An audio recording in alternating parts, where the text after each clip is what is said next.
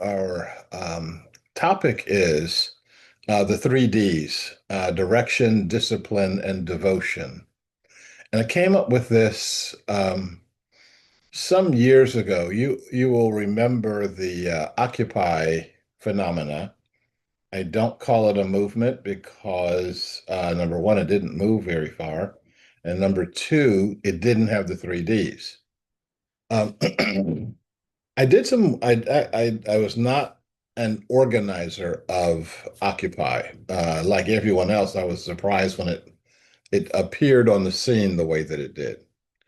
Um, but once it got rolling, I tried to offer it some steering, and the steering I tried to offer was the years and decades of activism that I had. I saw things that worked and worked in a really amazing way. And I saw things that did not work and didn't work at the level of you've got to be kidding. You actually think something positive is going to happen from your behavior. And I did not um, I was frankly very surprised by the organizers of Occupy in how they did not utilize the expertise of the of those of us who were trying to be helpful. Now, I'm not saying that from the point of view of I am offering you my help, and therefore you should be falling on your knees with gratitude for this. Um, and, so this was not an ego thing for me. I was talking to my friend and collaborator and unindicted co-conspirator, um, uh, Grace Lee Boggs. And some of you have heard me talk about Grace Lee Boggs. And if you haven't, if you Google Grace Lee Boggs, you'll come up with a couple of really nice documentaries that were done on her, plus a slew of the books that she's written.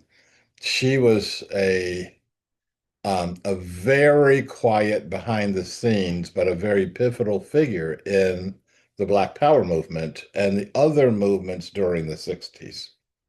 Um, and she was well into her 90s when Occupy came along, but she contacted them and said, you know, I've got decades of experience that I can give you.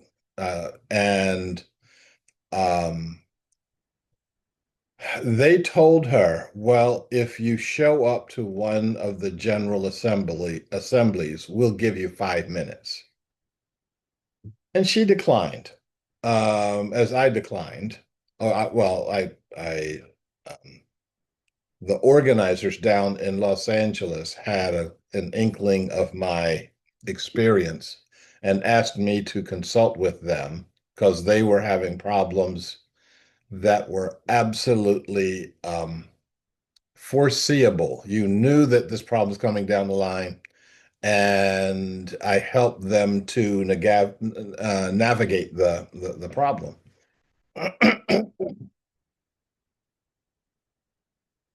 But Grace said to me, why wouldn't they take advantage of me, close to 50 years of activism?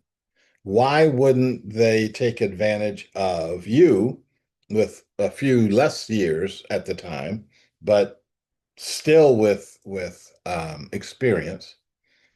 And one of the reasons was they had this naive notion that anybody who was not with them was the problem. And it's like, yeah, that won't get you anywhere. So I offered my experience generally. I wrote about Occupy several times, and One of the things I wrote about was something that I came up with was the three main things they didn't have.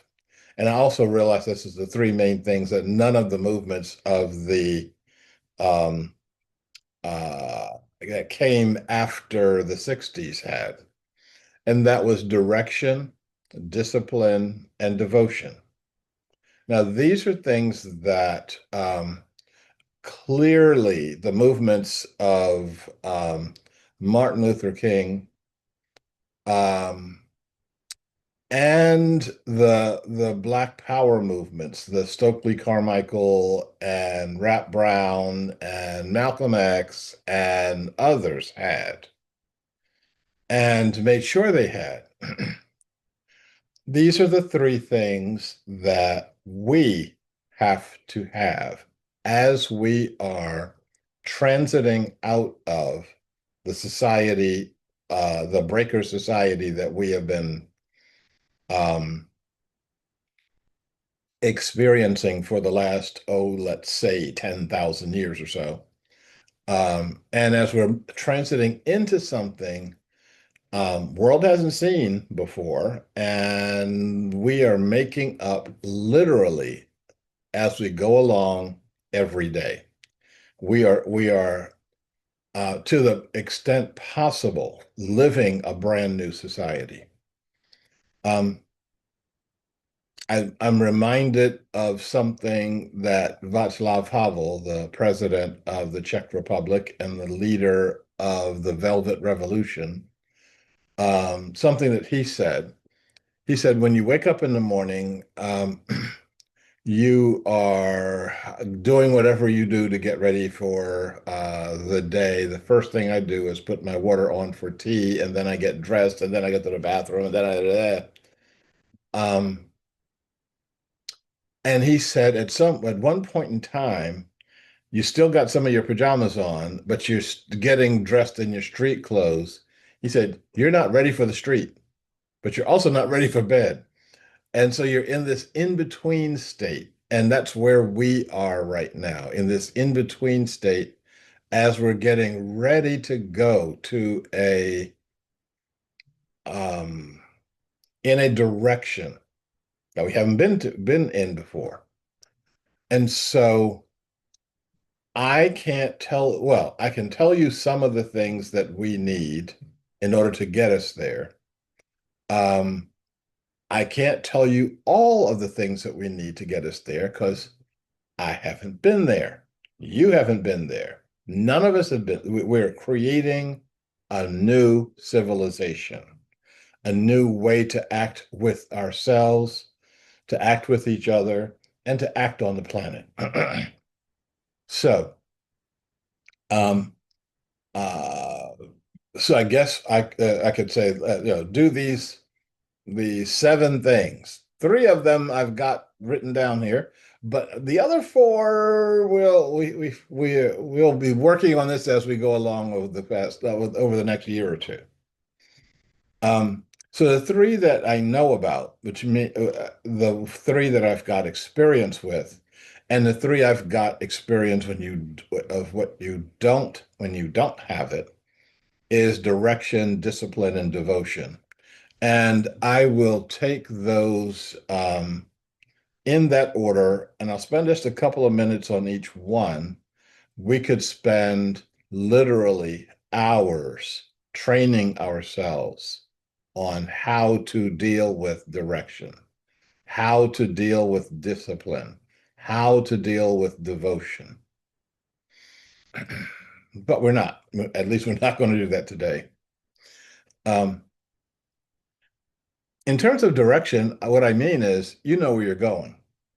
And you know what the values of the society are that you want to create, because that's part of your direction. You know what the vision is. And in what we're doing now, and what most of us are doing now in this society, we have no idea because we're trying to create what I'm calling an anti-vision. We're trying to stop somebody else's vision. That doesn't work. Never has, never will. This is the kind of thing I was going to say to Occupy, but we didn't have an opportunity. And by vision, I mean, what is calling your heart? Um, right now, we are being called by our anger. We're being called by the anger of a society that's off the rails, um, that is doing whatever we have an administration that does whatever the hell they feel like doing when they wake up in the morning and call that a policy. Um, we don't like the things that they do, and we are willing to let them know it, and none of that is a direction. Because as soon as they stop doing it, where are you going from there? What um, when the coalition of organizations and people opposing Tsar Nicholas in Russia got together, they looked powerful. They took over the entire country. And then the question was, well, what do we do with it? And that's when they realized the importance of direction. They didn't know where they wanted to go. In fact, they had very firm ideas of going in all sorts of different directions. Okay. There were the folks who wanted to just restore the monarchy. They just wanted a different czar to tell us what to do, and then they go back and plow their fields. They wanted, some of them wanted a religious monarchy. They wanted the church to be in charge of the society. Some of them wanted a United States style um, democracy, with something that the people in Russia had never experienced before. Um, and the ones that won that battle were the ones that were the best organized. And those were the Bolsheviks. And it's not that people understood communism. It's not that people even wanted it. It's that the Bolsheviks were organized and everybody else was not. They knew what their direction was. And if you know anything about Russian history, they had absolutely no qualms about forcing that direction on other people. I am not, shall I repeat, not a believer in forcing a direction or forcing a vision on anybody. If you don't see the value of this, if you don't see the necessity to create a world that works for all, fine, do whatever you want to do. Um, when enough of us come together and recognize creating a world that works for all is a meta vision. There are lots of other visions that'll fit in there. Um, then if you don't want that, do whatever you want to do. Okay. Um, the magnetic quality of the concept of inclusivity, the magnetic quality of drawing us together in consciousness. Um, I believe that it will draw enough of us that we will draw all the other ones, that we will take the air out of the sails of all the other ones, and do that um, inclusively, nonviolently, uh, in a positive connection, etc. So that's our role. Our role is to provide direction to people who in this society at this time are doing are not clear in what their direction is. Say one more thing about direction. Um, I, I was very happy when I heard one of the folks that we deal with um, say, I don't talk about the administration. I don't even call his name because that just gets you into that headset where he is more important than he actually is. And what we have to do, this person went on to say, is focus on what we are doing, not focus on what he is doing. Ta-da! I am heartened by that and recognizing that more and more people are recognizing that. Um, uh, the big demonstrations that were just that they just had a few months ago, the No Kings demonstrations. I I kept trying to look for a vision in there somewhere, and it wasn't. We don't want any kings. Well, he would say that. It's like, yeah, okay, we don't want any kings. And and how are you today? What is the thing that's again calling your intellect, but also calling your heart? It's like, yeah, this is something I'm going to sacrifice for. This is something I'm going to work for. And getting to our second topic, so this is something I am going to be disciplined about. And by discipline, I don't mean the 1960 style military, standing in ranks. I was in the Black Panther Party. Remember doing that in that hot leather jacket that looked so cool on TV, but was not cool when you're standing in the sun in the middle of July in a leather jacket. Okay. Um, I remember this standing in ranks in Philadelphia and saying, somebody didn't think this part out. Um, that what we should be doing is more than our discipline should be more than a photo op. It should be something that goes deep. Um, and I've talked to you before about Dr. King's movement where the things when he was doing a campaign like the bus campaign, um, he would require the demonstrators to be wearing their Sunday best, which is asking a lot because you're wearing your Sunday best and they're going to sick dogs on you. They're going to turn fire hoses on you. They're going to run you into the ground. Then they're going to put you in jail. But yeah, but you have the discipline of saying, I'm not going to dress down to their level. Now think about that when you see the so-called Antifa demonstrators dressed in black, faces covered. Um, it's like, who are you?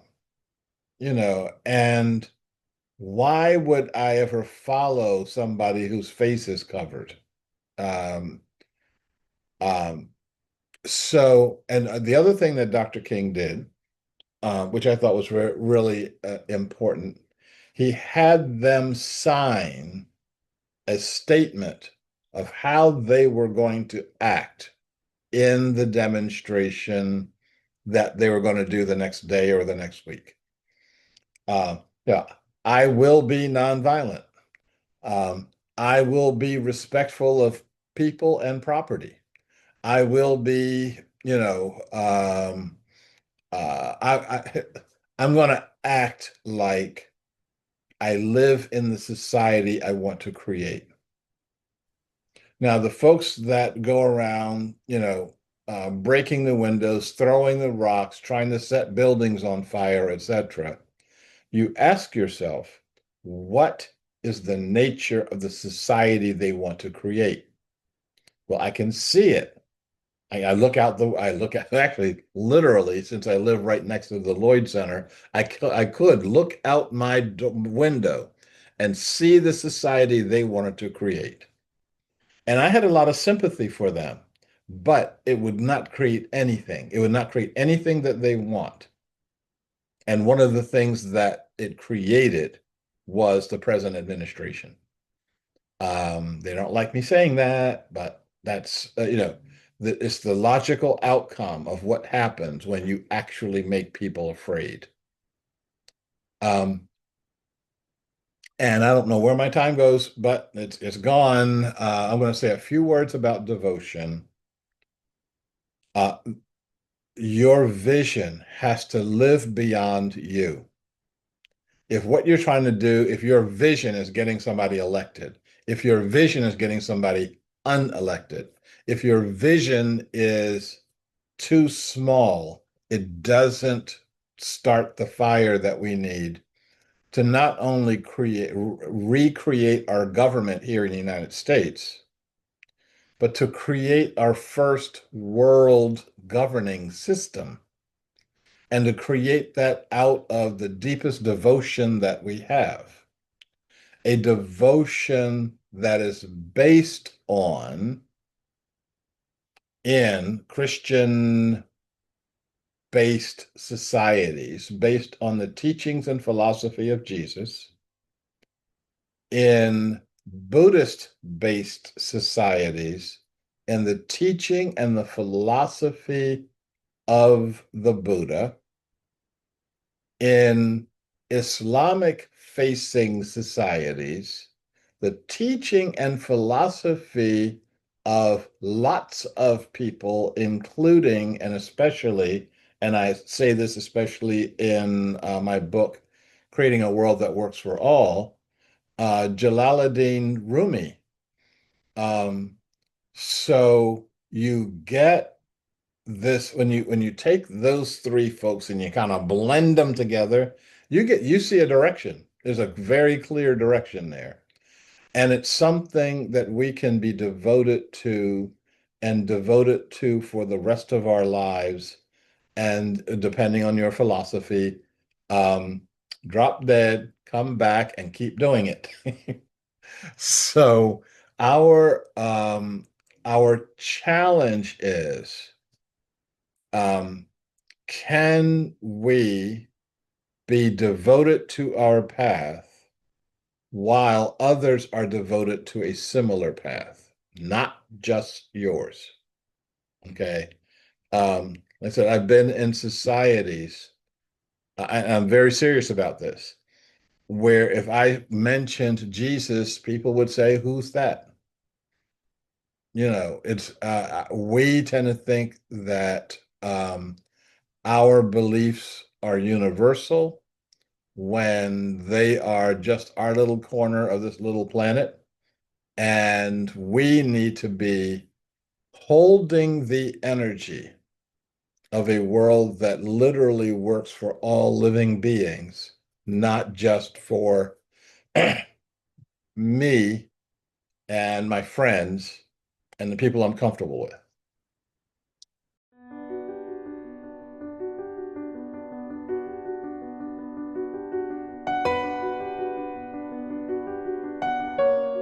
I saw Esther's microphone um, um, going on, and Esther's also been busy in the chat box where she said, I'm getting my glasses on.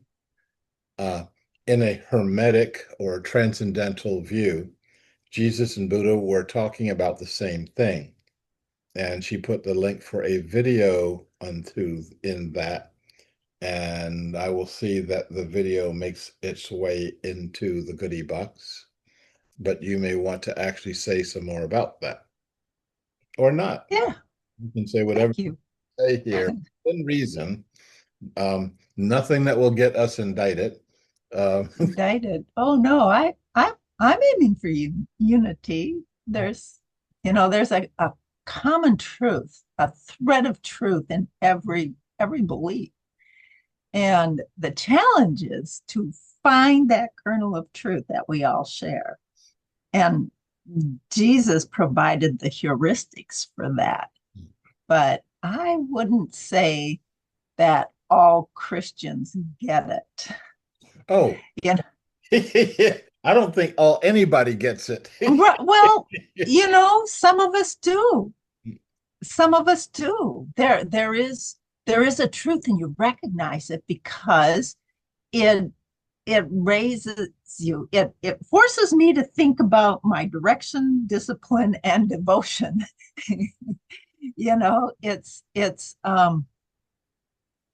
It's what makes life worth living.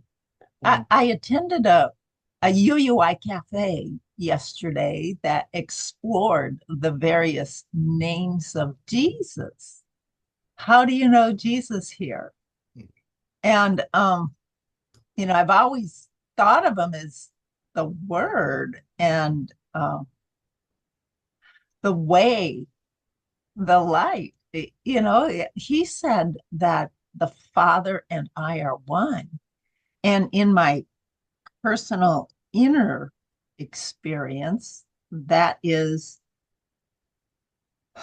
the holy place of mystery. There's this place up in my mind where there's a door to the greater universe. And when I get myself out of the way, the door opens, and then things become clear. It's why you could see things happening and know that if only they'd do something, if they'd open up to that. Right. I, Yeah. I, the thing that I want us to do, to be able to do, is to recognize that there are people on the earth that have no idea what you just said. I There know. could be people on the call, see you, who have no idea what you said. And we have to um, learn the languages that speak to that person in their time, um, and their situation. I'll give you a very good by the way, Joanne asked a question.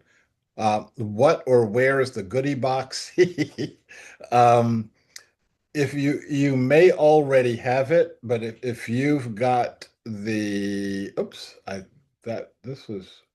don't know if I copied the right link. I'm going to recopy it here. I copied the right link. I know what I'm doing. Um, and so there are people who wonder about that, but I'm putting the link to our Catalyst meditation outline in the chat box right now.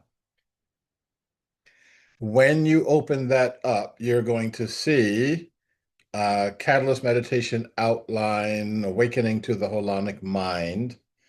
And it's going to, you will see, and I'm watching y'all open it up. This is kind of cool. Now we have a anonymous ibex, and we'll see if we get any more folks opening it up. Um, and so you'll see what I read every day, um, except Sunday. Actually, I do it on Sunday also, but just for me. Um, and then when you get to the bottom of it where it says thank you and keep going, you will see what I'm calling the goodie box because nobody's come up with a better name for it. And this is all of the videos that get talked about when we are in our informal discussion. So if I bring up something, I'll say, okay, well, if you want to actually see that, the link is in the goodie box. So Joanne, you now have that. Back to Esther. Um, I I'll give you an example of what I'm talking about. I when I tell you that I circumnavigated my Bodhi tree, there's about 1 billion people who will know what that means, and I'll bet you don't. Okay. And so That I'm new. yeah, right. So um and by the way, I had a Bodhi tree and I circumnavigated it regularly. Okay. Now, What does it mean? ha. So if I'm talking to you, I'm not going to be talking about my Bodhi tree. Okay. Um, and if I'm talking to a, I don't know how to talk to Zoroastrians because I've never read their book. Okay.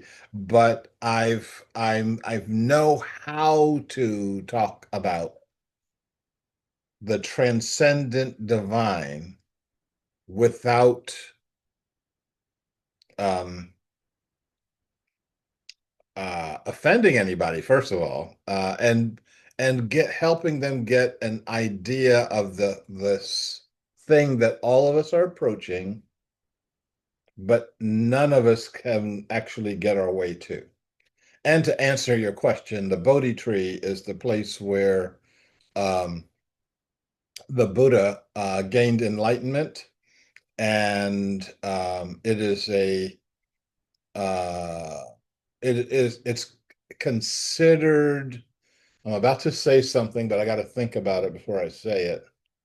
It's considered an aspect of the Buddhist faith, the way that the cross is considered an aspect of Christian faith. Now, I believe my understanding of Jesus is that his wait. I don't want to get into this. I don't want to get into a religious conversation without preparation and without permission of everybody who's listening. And Esther, you and I can get into it, but not today. Okay, and we will have a deeper conversation, but I will announce that as a conversation in advance. Okay, so that those who don't want to hear it can zone out. Those who want to participate in it can get their gear on and and be ready to do what they um, they do. I see, and Esther, I think that's an excellent um, question that you asked. What does Bodhi tree mean to you, meaning me, I guess? And I'd be glad to answer that at another point in time.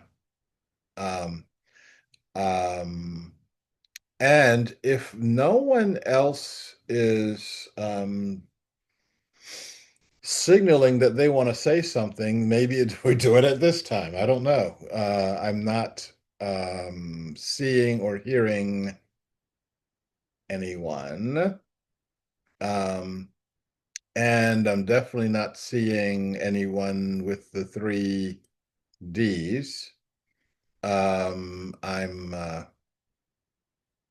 um, thinking that either I um,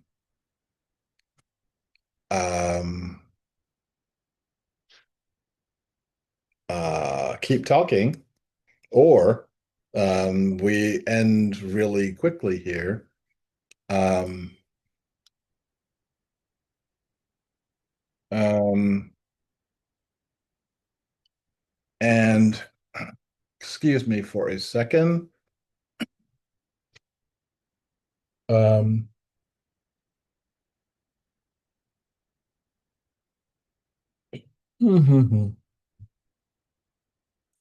um, I am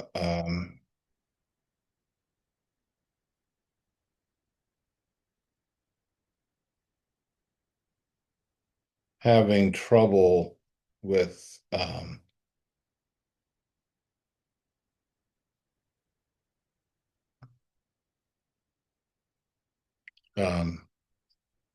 Amazon nowadays.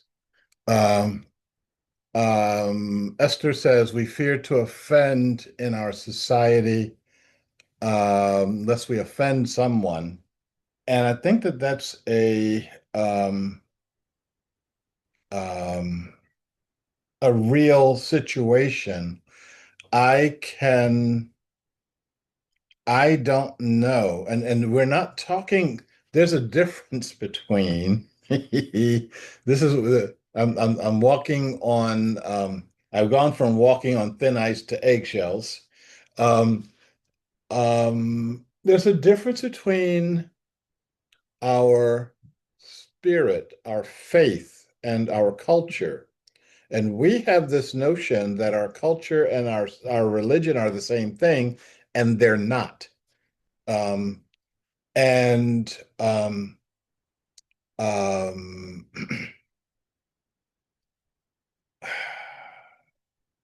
I am um,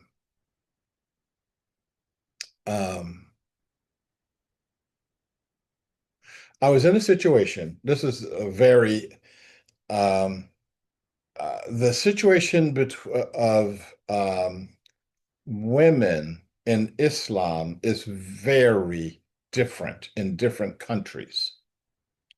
Um, we when we generally think about women in Islam, we think about the women wearing the full face chaldors.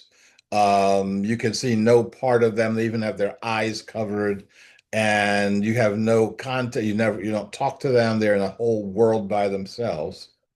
And um, all the way through to places like Malaysia and in some parts of Indonesia where women will wear a head covering, kind of like the way that Catholic women wear head coverings.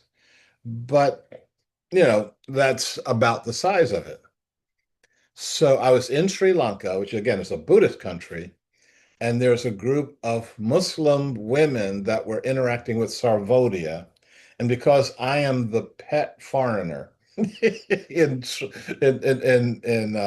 at Sarvodia, if they have an important group, they trot me out and say, "We want you to meet our pet foreigner here." So, and especially since this was a Muslim group, I did not, I have to get my cues from the group itself. So the first person they introduced me to, I said, Salam alaikum, and she stuck her hand out, which is a sign that it's okay to shake it. So I shook hands with her. And the next woman stuck her hand out. Okay, so I'm assuming, okay, this is a group from Malaysia or Indonesia where handshaking is not a big deal. Um, the time I got to the 10th or 12th woman, I stuck my hand out and she backs up about 2 feet and kind of screeches, "I'm a Muslim woman." And I'm like, okay. And what were the other 12 people in front of you? Chopped liver? You know, I didn't say that. I, I, but I really offended her. But I offended her for doing something that other folks in the group had no problem doing. Okay. Now, whether we touch or not has nothing to do with anything that you would find in the Quran. It just doesn't. It ain't in there. Um, Is it a big deal? Yeah, we make it a big deal, but it's a part of your culture. It's not a part of not religion and not spirituality. Um, this was in the BBC a couple of days ago. The Taliban government was chastising some people for the clothing that they were wearing. And these were all young men. This is the picture that appeared in BBC News 7 days ago. And there's this style of clothing that I would call Beatles style. They were wearing suits and ties, and they had so what we call long hair nowadays is down to your butt, but they had kind of the mop top haircuts that the Beatles had, and these guys are about to get fired up by the religious dogma folks for being non-Islamic, all as though wearing a suit and a tie is non-Islamic. Um, it's against this weird culture that the Taliban has created, but it has nothing to do with the Quran. So we have this. Um, so when we are asking for discipline, when we're asking for devotion, we should know that we're not. I have no interest in asking for devotion to any particular culture. Your culture is your culture. Do whatever you want to do, or don't do whatever you want to do. Um, I'm this is the place where my mouth is moving faster than my brain is. I'm about to say, and that also applies to your spiritual beliefs also. Um, if you think that I should go to church on Sunday, well, that's your thought. Okay. And if I want to do that, I'm going to be there with you. And if I don't want to be there, do that, I'm not going to be there with you. And I'm okay with that. And there's lots of folks who believe that their spirituality includes telling me what to do with my life. And I tend to disagree with them. I'm very glad that you were able to come and look forward to doing it again. Talk to you later. Bye. See you.